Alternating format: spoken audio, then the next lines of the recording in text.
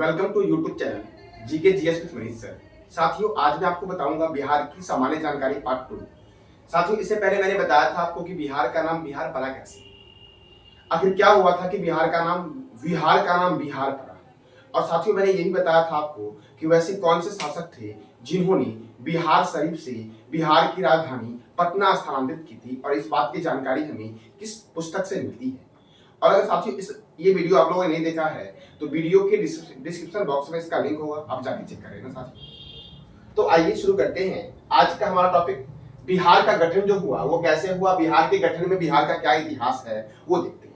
तो देखो साथियों, जब शासन व्यवस्था ईस्ट इंडिया कंपनी के हाथों में आ गई थी, किसके हाथों में आ गई थी? तो जब शासन व्यवस्था ईस्ट इंडिया कंपनी के हाथों में आ गई थी तो कंपनी ने क्या किया? तो कंपनी ने अपनी शासन व्यवस्था को मजबूत करने के लिए बिहार, बंगाल, उड़ीसा को मिलाकर एक संयुक्त प्रांत बनाया। क्या बनाया? तो मैंने क्या बोला? बिहार, बंगाल और उड़ीसा को मिलाकर के एक संयुक्त प्रांत बनाया और देश की राजधानी क्या कर दी? तो कलकत्ता कर दी। क्या कर दी? कलकत्ता। अब देखो साथियों, जब बिहार, बंगाल और उड़ीसा को मिलाकर संयुक्त प्रांत बना दिया गया तो क्या होता है? तो इसमें बंगालियों की वर्चस्व जो होती है वो स्थापित हो जाती है। क्या होती है? इसमें बंगालियों की वर्चस्व स्थापित हो जाती है और बिहारियों के प्रति भेदभाव होने लगता है। क्या होने लगता है? तो बिहारियों के प्रति भेदभाव होने लगता है, जिस कारण से आंदोलन शुरू हुआ और बिहार को बंगाल से अलग करने का आंदोलन शुरू होता है। साथियों, तो एक बार फिर से देखते हैं। मैंने क्या बताया कि जब शासन व्यवस्था ईस्ट इंडिया कंपनी के हाथों में आ जाती है तो ईस्ट इंडिया कंपनी ने अपनी शासन व्यवस्था को मजबूत करने के लिए, अपने शक्तियों को और एकत्रित करने के लिए इसने क्या किया? तो बिहार को, ओडिशा को और बंगाल को साथियों एक साथ कर दिया और संयुक्त प्रांत बनाया और देश की राजधानी क्या कर दी? कलकत्ता कर दी। उसके बाद साथियों इस कारण से क्या हुआ? तो बंगालियों का वर्चस्व स्थापित हो गया और बिहारियों के प्रति भेदभाव होने लगा, जिस कारण आंदोलन शुरू हुआ कि बिहार को बंगाल से अलग करना है। और अंग्रेजों ने इसका एक और फायदा उठाया और उसने क्या किया? तो बंगाली हिंदू को चोट करने के लिए सांप्रदायिक आधार पर बंगाल का विभाजन कर दिया। और कब किया सांप्रदायिक आधार पर विभाजन? तो 1905 में किया गया। कब किया गया? 1905 में। अब देखो साथियों, उसके बाद क्या होता है? तो 12 दिसंबर 1911 को, कब? तो 12 दिसंबर 1911 को इंग्लैंड के सम्राट थे जॉर्ज पंचम। कौन थे? ब्रिटेन के राजा कौन थे? जॉर्ज पंचम का शाही दरबार दिल्ली में आयोजित होता है। मैंने क्या बोला कि 12 दिसंबर 1911 को इंग्लैंड के सम्राट थे जॉर्ज पंचम, जिनका शाही दरबार कहां आयोजित होता है? तो दिल्ली में।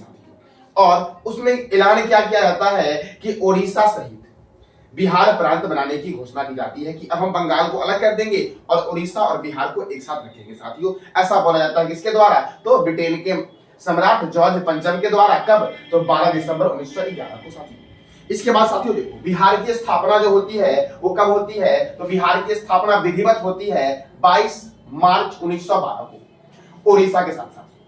मैंने क्या बोला कि बिहार की स्थापना जो होती है विधिवत रूप से कब होती है? तो 22 मार्च 1912 को होती है उड़ीसा सहित। और बिहार स्थापना दिवस कब मनाया जाता है? तो 22 मार्च को मनाया जाता है बिहार स्थापना दिवस। साथियों, 22 मार्च को एक और दिवस मनाया जाता है, तो इसका जवाब आपको देना है कमेंट बॉक्स में साथियों। अब देखो, तो बिहार का सचिवालय जो शुरू होता है वो कब होता है? तो 1 अप्रैल 1912 को बिहार का सचिवालय शुरू होता है बंगाल को अलग करने के बाद। साथियों याद रखना, बंगाल को अलग करने के बाद बिहार का सचिवालय शुरू कब होता है? तो 1 अप्रैल 1912 को होता है। उसके बाद साथियों आगे चल के क्या होता है? तो 1 अप्रैल 1936 को बिहार और उड़ीसा को अलग कर दिया जाता है। कई बार एग्जाम में पूछा गया है कि बिहार और उड़ीसा को अलग कब किया गया था? तो 1 अप्रैल 1936 को। बिहार की स्थापना विधिवत कब हुई थी? 22 मार्च 1912 को। और बिहार स्थापना दिवस कब मनाते हैं? तो 22 मार्च को मनाते हैं। इसके बाद साथियों क्या होता है? तो एक राज्य पुनर्गठन आयोग था। तो राज्य पुनर्गठन आयोग ने अनुशंसा किया था 1 नवंबर 1956 को। कब? तो 1 नवंबर 1956 को कि बिहार का 3166 वर्ग किलोमीटर भूमि, कितना?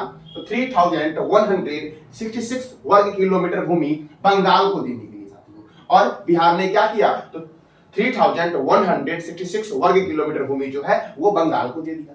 क्यों साथियों? क्या रीजन था इसका? क्योंकि ये जो क्षेत्र था साथियों आपका वो बंगला भाषी क्षेत्र था, इस कारण से बिहार को इतना भूमि साथियों किसको देना पड़ा? तो बंगाल को देना पड़ा।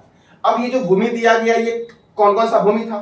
तो देखो, पुरुलिया जिला था, इस्लामपुर का कुछ हिस्सा दिया गया, किशनगंज का पूर्वी भाग जो दिया गया किसको दिया गया? तो पश्चिम बंगाल को दे दिया गया। और इसकी जो आबादी थी उस समय वो कितनी थी साथियों?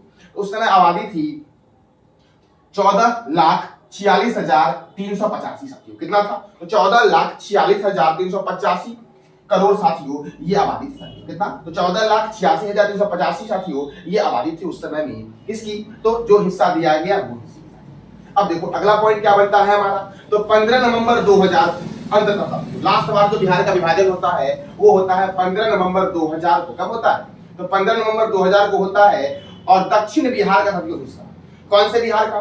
दक्षिण बिहार का 79,714 वर्ग किलोमीटर अलग कर झारखंड को देना पड़ता है और बिहार से झारखंड अलग हो जाता है साथियों।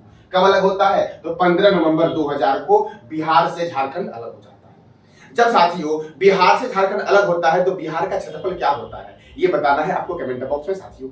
अब देखो साथियों, अर्थात अगर आपसे पूछे कि जब बिहार से झारखंड अलग हुआ तो बिहार का कितना प्रतिशत हिस्सा झारखंड को मिला साथियों, तो 46% हिस्सा जो आपको साथियों है इसको मिला, तो झारखंड को मिला। अब साथियों आगे देखते हैं, तो बिहार का राजकीय प्रतीक देखते हैं साथियों। राजकीय चिन्ह क्या है? बोधि वृक्ष है। भाषा क्या है? प्रथम भाषा साथियों हिंदू है, हिंदी है। और दूसरी क्या है साथियों? तो दूसरी है आपका उर्दू। पशु क्या है? तो बैल है। राजकीय पक्षी क्या है? गौरैया है। राजकीय वृक्ष क्या है? पीपल है। और राजकीय पशु क्या है ये बताना है आपको कमेंट बॉक्स में साथियों। तो ये था टॉपिक साथियों हमारा, बिहार के गठन का इतिहास क्या है। तो एक बार फिर से रिवीजन कर देता हूं थोड़ा सा साथियों में। यहाँ से प्रश्न बनता है कि बंगाली हिंदू को चोट करने के लिए सांप्रदायिक आधार पर बिहार का विभाजन कब किया गया? 1905 में किया गया। किस वर्ष जॉर्ज पंचम का शाही दरबार दिल्ली में लगा था? तो 12 दिसंबर 1911 को लगा था। और इसी समय ऐलान किया गया था कि बंगाल को बिहार से अलग कर देंगे और बंगाल और बिहार साथियों एक साथ रहेगा, ऐसा बोला गया था। उसके बाद साथियों विधिवत जो बिहार की स्थापना होती है वो 22 मार्च 1912 को होती है उड़ीसा सहित। और बिहार स्थापना दिवस कब मनाया जाता है? तो 22 मार्च को मनाया जाता है।